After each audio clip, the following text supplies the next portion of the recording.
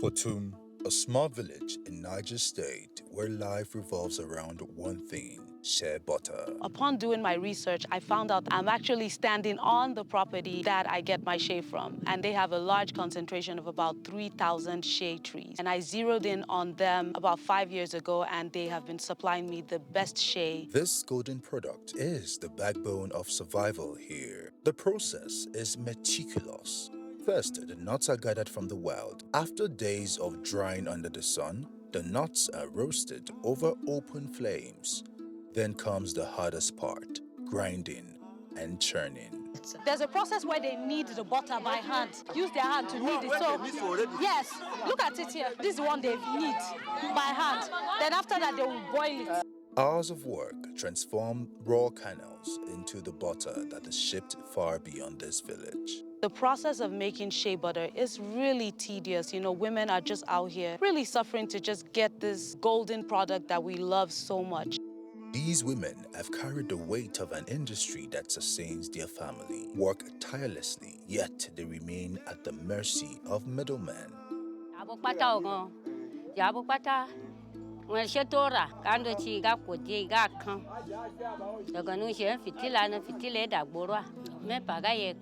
Tila debo kandoro aga fitila la na ewo gwa o pejiji e de tundoro lo se kamndoro no gabe ba chibe ya fitila jino to ama e gaji te ma ko be jere na tu igba ni kamndoro aga la fitila yi janfani o be jere na tunne nfu janfani be e tunne ifi shiga bi lo egboro ama ka gbe ibe unchi aka aga la tu ani acha fitila la ama ya fitila ya e tun la kanta. The story of Potum is the story of Nigeria's shea industry, rich in resources but starved of opportunity. Without these people in this village, people like me are nothing. Do you understand? They are the ones behind this. The cost of that generator that you put in that village now for these people. And imagine they told us that they have light, 1 trillion people. Their shea, highly valued across the world, leaves the village in its rawest form, processed and refined elsewhere, where the real profits are made. With no large-scale shea processing facilities in places like Potum, Nigeria remains a supplier of raw materials rather than a producer of finished goods. People had shea nut trees in their farm, and they used to gather it and sell it in small baskets to people. But once there is no established marketing process, those people stop gathering it. Because you have to go and harvest it first, and before you have anything going. Nigeria used to be a leading exporter of shea, with companies like UAC actively purchasing and trading the commodity.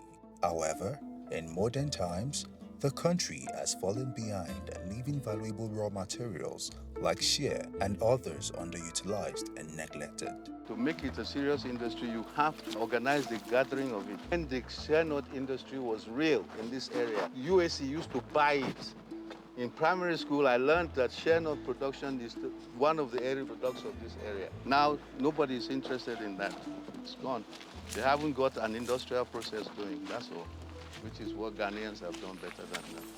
Nigeria holds the largest shea resource in Africa, yet it lags behind countries like Ghana, where investment in processing plants and direct trade agreements have transformed the industry. The waste is actually hurting me. You're in Washington, you go to the market and you go and buy yam, and there is packaged from Ghana. Where is Ghana for me yam? The yam is from Taraba State and Benue State. I know that because I know the trucks that go across the border carrying yams to Ghana. All they have done well is packaging, and then it arrives in Washington and Paris as Ghanaian yam. With money in their pockets, I said, no, whatever we are producing, 30% must remain. 70% we can export.